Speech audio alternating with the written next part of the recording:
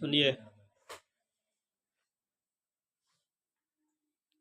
कहता है कि भारत के संविधान का निर्माता कौन थे? तो इसका आंसर में जाएगा डॉक्टर भीमराव अंबेडकर। तो दूसरा कोई क्वेश्चन उठा देगा, क्या उन्होंने ही भारतीय संविधान का निर्माण किया था अकेले? तो आंसर होगा नहीं। इसमें 299 को सदस्य थे।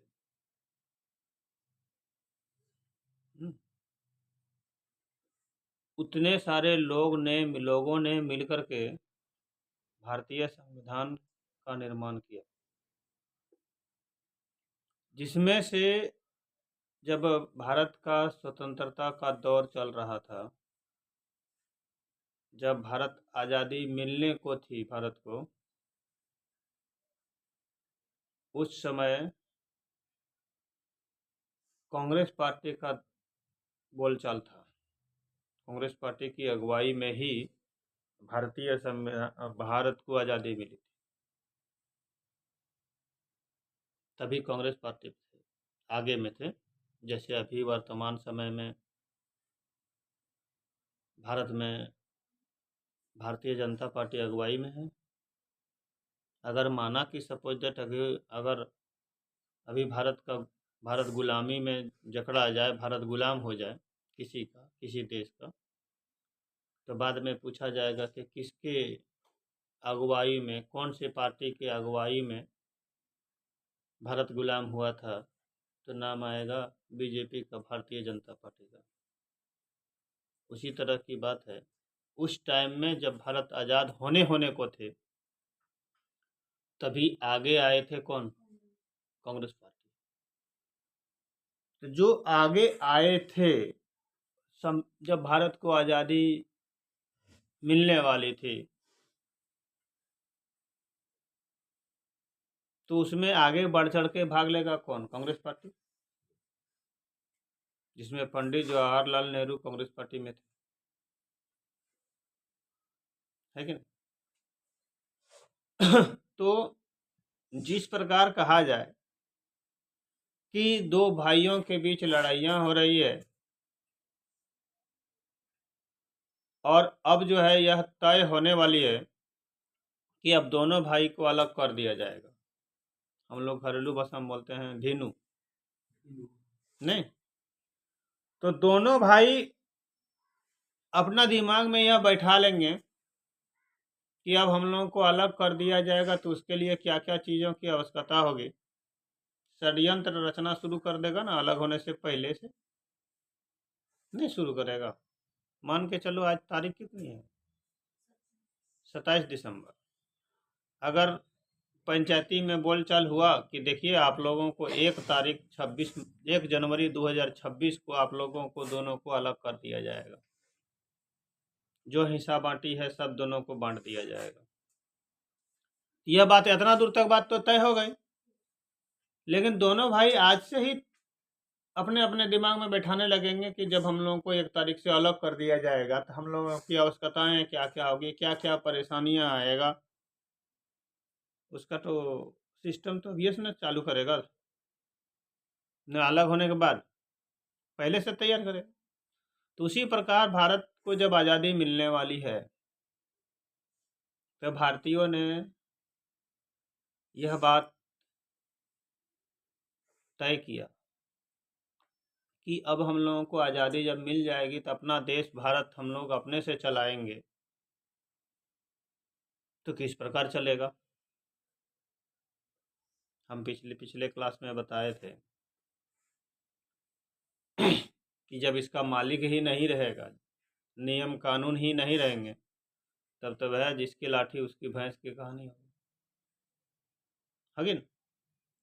तो इसलिए भारतीयों ने दिमाग लगाए कि जब हमारा भारत देश अलग अलग हो जाएगा, आज़ाद हो जाएंगे, तब हम लोग एक संविधान के अनुसार चलेंगे, जो लिखित होगा, और ऐसा संविधान होगा जिसमें सभी को स्वतंत्रता मिलेगी, आज़ादी मिलेगी, लेकिन नियमानुसार आज़ादी मिलेगी, नियम पूर्वक, जो देश के विकास करने हेतु विकास करने योग्य होगी, उस प्रकार की आज़ादी मिलेगी। ये आज़ादी नहीं मिलेगी आप जहाँ तहाँ जिसको मन तिसको काट दो। ये आज़ादी नहीं मिलेगी कि जिसके पास पैसा है रास्ते में चलते हुए छीन लो। ये इस प्रकार की आज़ादी नहीं मिलेगी। आज़ादी आपको क्या मिलेगी? ऐसी आज़ादी मिलेगी ताकि देश का विकास हो। तो भारत के लोगों ने तय किया कि हम लोगों को अपना अपना संविधान तैयार करना होगा। इनमें से कांग्रेस पार्टी के लोग बढ़ चढ़ करके भाग लिए, और इसके साथ साथ में जो कांग्रेस पार्टी में नहीं थे वे लोग भी थे, लेकिन वो लोग क्या करते थे? विरोध करते थे। हाँ, तो ये विरोध कोई कहता है कि नहीं भारत देश में हिंदी भाषा राष्ट्रभाषा होगा, दूसरा बोलता है नहीं होगा। क्यों होगा? इस प्रकार से सभा में लड़ाइयाँ होती रही और निर्णय भी आते रहे। बहुत लड़ाइयाँ हुई, बहुत निर्णय हुआ, और जो सटीक निर्णय हुआ उसको संविधान में लिखा गया।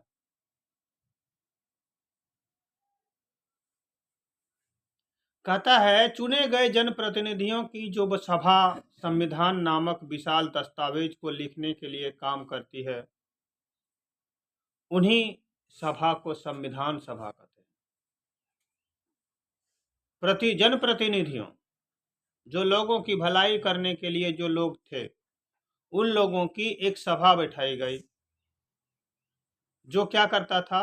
विशाल दस्तावेज संविधान को लिखने का काम करता था। उसके लिए जो सभा बुलाई गई थी, उसी सभा को संविधान सभा,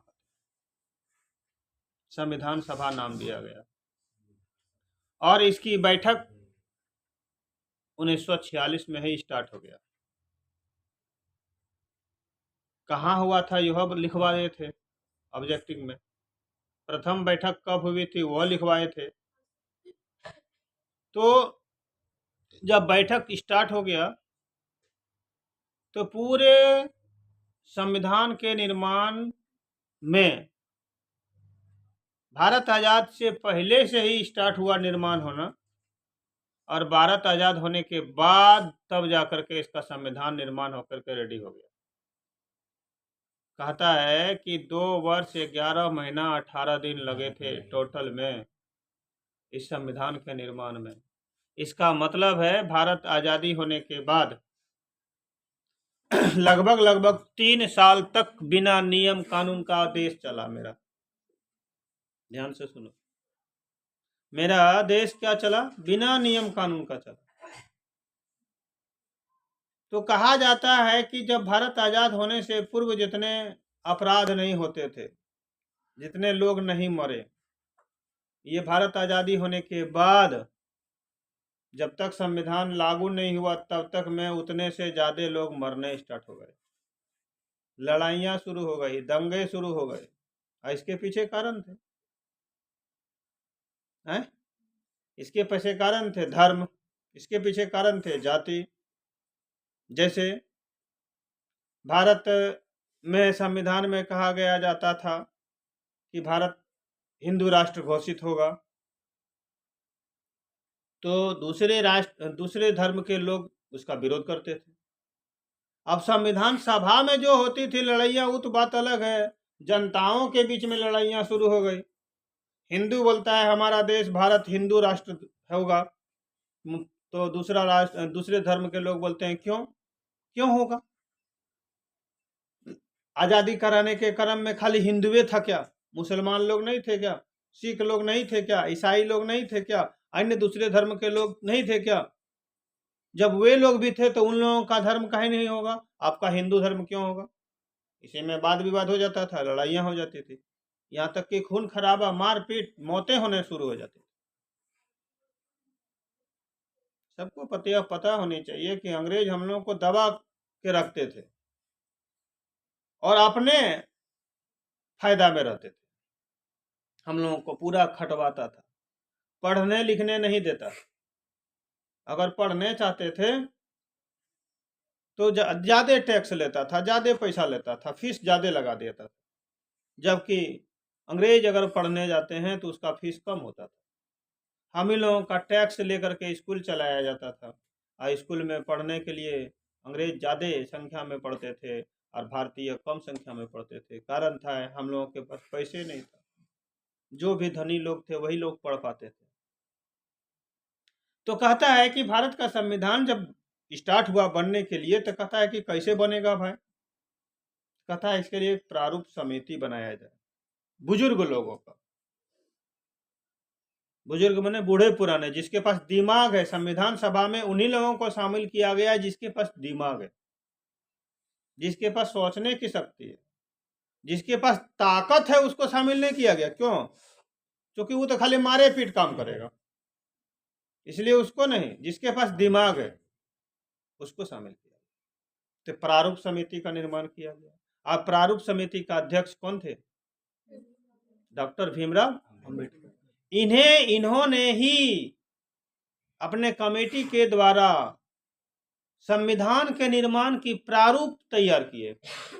जिस तरह घर बनाने के लिए नक्शा तैयार पहले होता है कि नहीं, उसी तरह से संविधान के निर्माण के लिए प्रारूप तैयार किए और जाकर के जो है संविधान का निर्माण हुआ। इस संविधान के निर्माण में भारत के आजादी के क्रम में महात्मा गांधी भी थे। महात्मा गांधी भी थे ना। महात्मा गांधी भारत आजादी के बाद ने डेट किए हैं। तो महात्मा गांधी का भी सपना था। क्या सपना था? मैं भारत के लिए ऐसा संविधान चाहता हूं। महात्मा गांधी का कहना है, मैं भारत के लिए ऐसा संविधान चाहता हूं जो उसे गुलामी और अधीनता से मुक्त करे। हम ऐसा संविधान चाहते हैं जो हमें गुलामी से मुक्त करे, किसी के अधीन हम अगर काम कर रहे हैं उससे मुक्त करे। मैं ऐसा भारत के लिए प्रयास करूंगा जिसे सबसे गरीब व्यक्ति भी अपना माने और उसे लगे कि देश को बनाने में उसकी भी भागीदारी है। गरीब से गरीब लोगों को भी ऐसा महसूस हो कि हमारा भारत देश का संविधान बनाने में मेरा भी भागीदारी है। ऐसा संविधान बनना चाहिए। ऐसा भारत हम चाहते हैं। ऐसा भारत जिसमें लोगों को उच्च वर्ग और निम्न वर्ग न रहे। ऐसा भारत का संविधान निर्माण होगा जिसमें ऊंच नीच की भावनाएं नहीं होगी कि कौन बड़ा है कौन छोटा है, सभी समान होंगे। इस प्रकार की भावनाएं उत्पन्न होगी। ऐसा भारत जिसमें सभी समुदाय के लोग पूरे मेल जोल से रहे, और ऐसा भारत का संविधान लागू होना चाहिए। ऐसा संविधान बनना चाहिए जिसमें भारत की सभी जनता मिलजुल करके रहे। ऐसा संविधान बनना चाहिए। ये नहीं कि दोनों सब धर्म के लोग आपस में लड़े। ऐसा संविधान नहीं। ऐसा संविधान जो सभी कोई मिलजुल करके रहते हैं। जिस प्रकार की एक राष्ट्रगीत, देशभक्ति गीत में कहा गया है, हिंदू मुस्लिम सिख ईसाई हम सब हैं भाई भाई। सभी धर्म के लोग भाई मान करके एक दूसरे के साथ में रहे, जिससे क्या होगा? लड़ाइयाँ नहीं होंगी और मेरा भारत देश फिर से नहीं टूटेगा और फिर से गुलामी के जंजीरों में नहीं जाएगा। इसलिए संविधान में ऐसे नियमों का पालन किया जाए जिससे सभी लोग एकता में बन करके रहे। यही धर्म के नाम पर ही विवाद खड़े हुए थे। किसी ने कहा कि नहीं, हिंदू धर्म राष्ट्र धर्म हिंदू होगा, हिंदू। किसी ने कहा नहीं, राष्ट्र धर्म इस्लाम होगा। किसी ने कहा ईसाई होगा, किसी ने कहा सिख होगा, और सब आपस में लड़ते थे। तो वहाँ संविधान सभा में निर्णय लिया गया कि नहीं, यहाँ पर कोई भी राष्ट्रीय धर्म नहीं होगा, सभी धर्म की मान्यता होगी, सब धर्म बराबर है, कोई ऊंचा और कोई नीचा नहीं है। सब शांत हो गया, सब शांत हो गए। क्या झगड़ा करेंगे? आपका भी धर्म उतने बड़ा है, मेरा भी धर्म उतने बड़ा है, और किसी का धर्म है उसका भी धर्म उतने बड़ा है। इसलिए अभी भी हम वर्तमान समय में देखते हैं, किसी भी धर्म के लोगों का अगर पूजन पाठ होता है तो संविधान के द्वारा प्रशासन के द्वारा समान अधिकार दिया जाता है, समान सुरक्षा प्रदान की जाती है। तो महात्मा गांधी भी यही चाहते थे कि कोई लड़ाई नहीं करे, सब समानता में रहे, कोई ऊंचा और कोई नीचा नहीं रहे। ऐसे भारत में छुआछूत या शराब और नशीले चीजों के लिए कोई जगह न हो। ऐसा भारत हमारा होगा जहां पर कोई छुआछूत नहीं होगा, ऊंच नीच की भावना नहीं होंगी और कोई भी नशा का प्रयोग यहाँ पर नहीं होगा। अगर करता है तो वह कानूनियन दंड है। देख लीजिए, संविधान में भी कहा गया है। औरतों को भी मर्दों जैसा अधिकार प्राप्त हो, मैं इससे कम पर संतुष्ट नहीं होऊंगा। महात्मा गांधी कहते हैं औरतों को भी मर्दों के जैसा समान अधिकार प्राप्त होने चाहिए।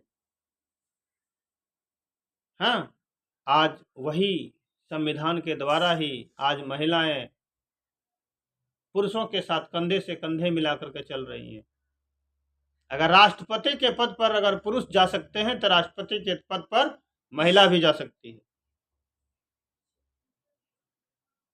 और बहुत अच्छा भाग्य है, उदाहरण देखने को मिल रहा है। अभी वर्तमान समय में भारत के राष्ट्रपति कौन है? महिला है। जब उतने बड़े पोस्ट पर महिलाएं जा सकती हैं तो टीचर पर नहीं जा सकती है क्या? हर क्षेत्र में महिलाएं पुरुषों के साथ कदम से कदम मिलाकर के चल रही हैं। यह अधिकार संविधान के द्वारा मिला, जबकि भारत आजादी से पूर्व महिलाओं को यह अधिकार नहीं था। घर से बाहर नहीं जाने दिया जाता था। महिलाओं को पैर की जूती समझा जाता था कि नहीं, तुम्हारा अधिकार मेरे पैर पर है।